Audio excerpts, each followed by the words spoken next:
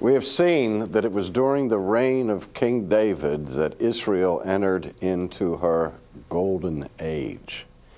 Now, it's been said of the history of Israel that under David, the zenith of the golden age took place, and under his son Solomon, that gold began to tarnish just a little bit, and then after the death of Solomon, the kingdom turned to rust.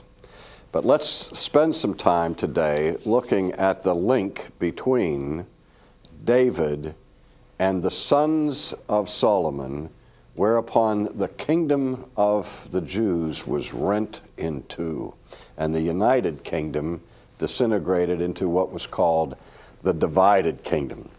At the end of David's life, when he was very ill, presumably his oldest surviving son, whose name was Adonijah, assumed that he would receive the throne, that he would succeed his father in dynastic succession. And so he had himself declared king while David was still alive. And the account of that is found in the first chapter of the book of Kings, of 1 Kings. Let me read a brief passage about this.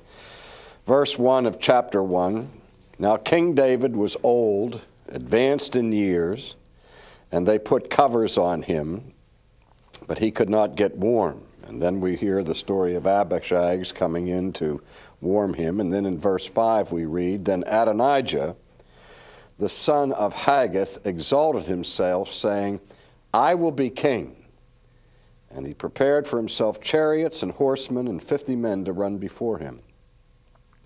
And his father had not rebuked him at any time by saying, Why have you done so? And he was also very good looking. His mother had borne him after Absalom. And then he conferred with Joab, the son of Zeruiah, and with Abiathar the priest. And they followed and helped Adonijah. But Zadok the priest, Benaiah the son of Jehoiada, Nathan the prophet, Shimei, Rai, and the mighty men who belonged to David were not with Adonijah. Now, do you see what's going on here?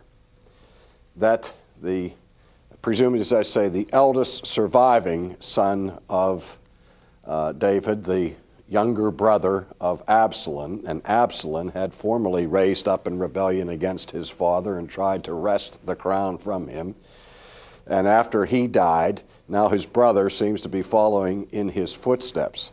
And what Adonijah does is claims the kingdom for himself and gets certain people to be his allies, among them Joab, who is David's most trusted general. And he pulls some other people into this conspiracy, but those who are notably eliminated or omitted from this coup include such people as Abiathar the priest and Nathan the prophet, and many others who had been fiercely loyal to David. I mean, this is a tragic thing, but it's the kind of thing that you see in coups all through history, where there are attempts to wrest the power for one's self. And so we have a power struggle of the highest magnitude here confronting David in the last days of his life. But he had already sworn an oath to his wife, Bathsheba, that her son, Solomon, would receive the throne. And so David finds out about this conspiracy of Adonijah. And in the latter part of chapter 1 of 1 Kings, verse 32, we read these words. And King David said, Call to me Zadok the priest, Nathan the prophet, Benaiah the son of Jehoiada. And so they came before the king. And the king said to them, Take with you the servants of your Lord, and have Solomon my son ride on my own mule, and take him down to Gihon.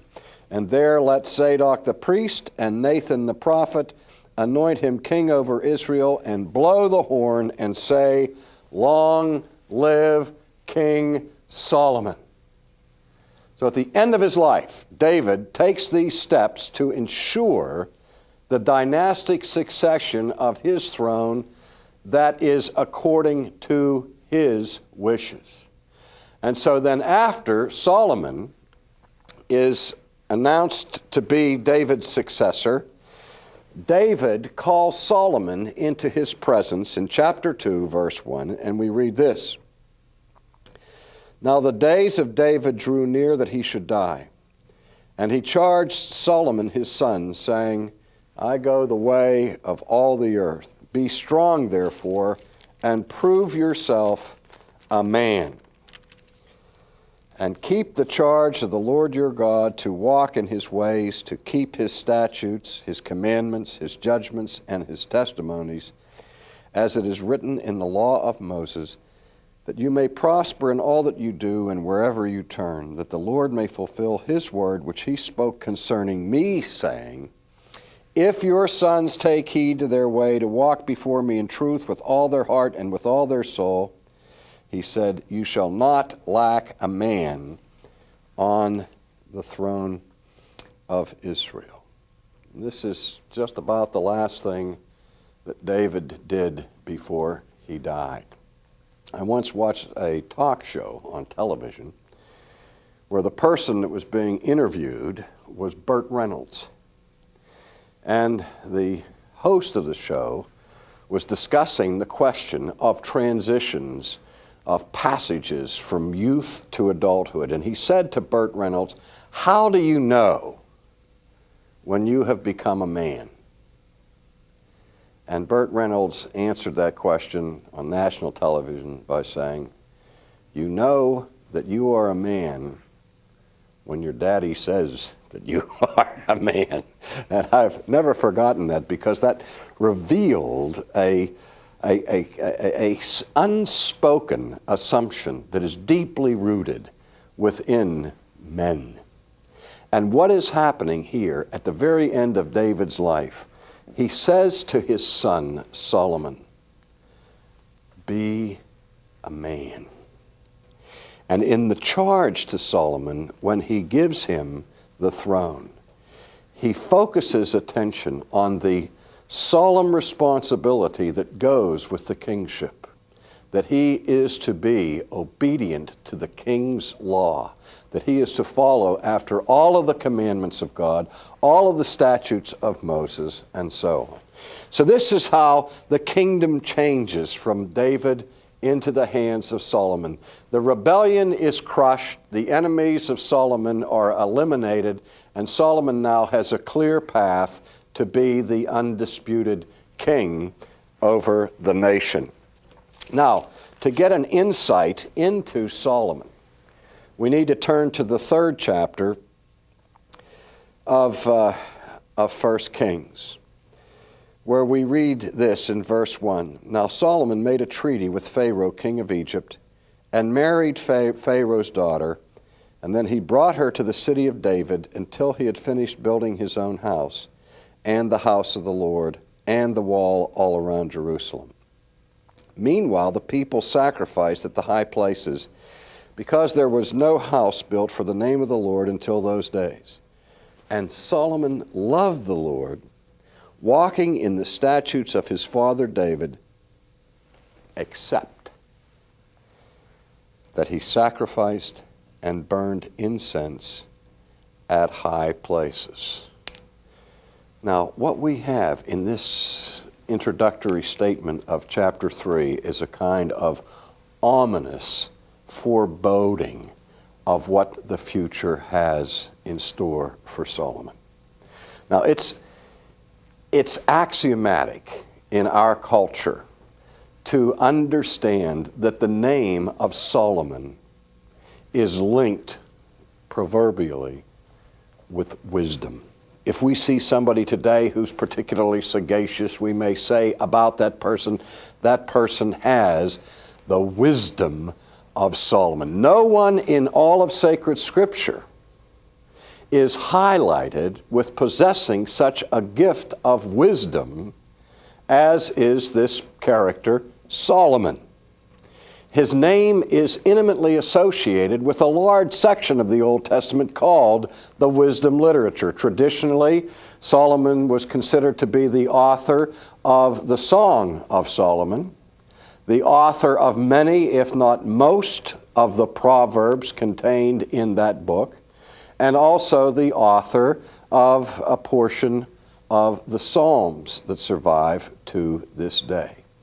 And so he was famous for his extraordinary manifestation of wisdom, which we'll look at a little bit more deeply in a couple of moments.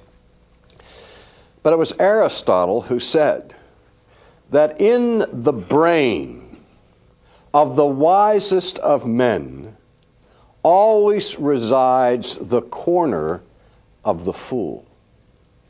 And it's something that when we read about these Old Testament heroes and heroines, that the Bible does not, the Bible's not afraid to paint the portrait of their heroes and heroines, warts and all. And so often, these people who emerge as giants of leadership and of faith have the characters that reminds us of a Shakespearean tragedy where there's some kind of fatal flaw or fatal blemish that brings them to ruin sooner or later. And such is the case in the person of Solomon. At the beginning of his reign, he manifests an extraordinary wisdom and a deep devotion to the things of God. And as I said, David had brought in the golden age of Israel. It extended her borders from Dan to Beersheba. And really, what David did administratively was exceeded by Solomon. That Solomon actually strengthened the treasuries, embarked on ambitious building programs and public works projects, and even strengthened the military power of the kingdom he inherited from his father for a season. But what began in a spirit of humble dependence upon God began to unravel and come apart as the years passed by. But again, let's look for a moment at this extraordinary dimension of Solomon's wisdom. We read in chapter 3, verse 6, or at verse 5, I should say, at Gibeon, the Lord appeared to Solomon in a dream by night. And God said, "Ask, what shall I give you?" And Solomon said, "You've shown great mercy to your servant David, my father, because he walked before you in truth, in righteousness, and in uprightness of heart with you. And you have continued this great kindness for him, and you have given him a son to sit on his throne as it is this day. Now, O Lord my God, you have made your servant king instead of my father David, but I am a little child. I do not know how to go out or come in. And your servant is in the midst of your people whom you have chosen, a great people, too numerous to be numbered or counted. Therefore give to your servant an understanding heart to judge your people, that I may discern between good and evil. For who is able to judge this great people of yours?" This passage reeks of a spirit of humility, of a young man who now receives this burdensome responsibility of ruling over a nation that had been organized in greatness by his own father. To fill the shoes of David was an unenviable task, to say the least. He's a young man, presumably already married, and his marriage was a marriage of international diplomacy. He married the daughter of Pharaoh, thereby cementing political relationships between the great empire of Egypt and the nation of Israel. But you remember, we saw that ominous hint earlier on in the chapter. Let's go back to it, where it says that Solomon brought her, that is Pharaoh's daughter, to the city of David until he finished building his own house, the house of the Lord, and the wall around Jerusalem. In the meantime, that is, until the temple is built, there is no central sanctuary for the people to worship. And so they become involved in creating their own sacred sites on the high places. And we hear a lot in the Old Testament about the high places, because the high places became synonymous with pagan shrines and pagan altars. And the people of Israel already are running around making sacrifices in these high places, and Solomon is involved in this as well. And we read at the end of that section that Solomon loved the Lord, he walked in the statutes of David, except that he sacrificed and burned incense at the high places. This will be his undoing. And there's something else hinted at here that will be his undoing, that his first marriage is to a pagan woman from a pagan culture, which at this juncture is already an act of disobedience that had been given to the Jews not to intermarry with the pagans around them. But Solomon does that. But he's still youthful, he's idealistic, he's overwhelmed by the awesome responsibility that's placed before him, and God says, ask of me and I'll give you whatever you ask. And he doesn't ask for money. He doesn't ask for fame. He doesn't ask for power. He doesn't seek from God those gifts or blessings that are so often the consuming passion of other young men who seek fame and fortune. But the thing that he most wants is an understanding heart. He wants wisdom so that he can be a good king. He wants wisdom so that he can settle the disputes and the differences that arise within the nation, that he might be a judge like Samuel, that he may be godly like his father. And this is what he requests from God. Now listen to God's response to this. In verse 10 of chapter 3, we read, the speech pleased the Lord that Solomon had asked this thing. And then God said to him, because you have asked this thing and have not asked long life for yourself, have not asked riches for yourself, have not asked the life of your enemies, but asked for yourself understanding to discern justice, behold, I have done according to your words. See, I have given you a wise and understanding heart, so that there has not been anyone like you before you, nor shall anyone like you arise after you. And I have given you what you have not asked, both riches and honors, so that there will not be anyone like you among the kings all your days. And so if you walk in my ways to keep my statutes and my commandments, as your father David walked, then I will lengthen your days. And then Solomon awoke. This is extraordinary. His request was humble.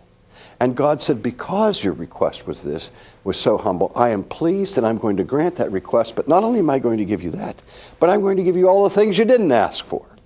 I'm going to give you power and fame and glory and riches. Do you remember the story, King Solomon's Mines, that talked about the fabulous wealth that was amassed during the reign of this king?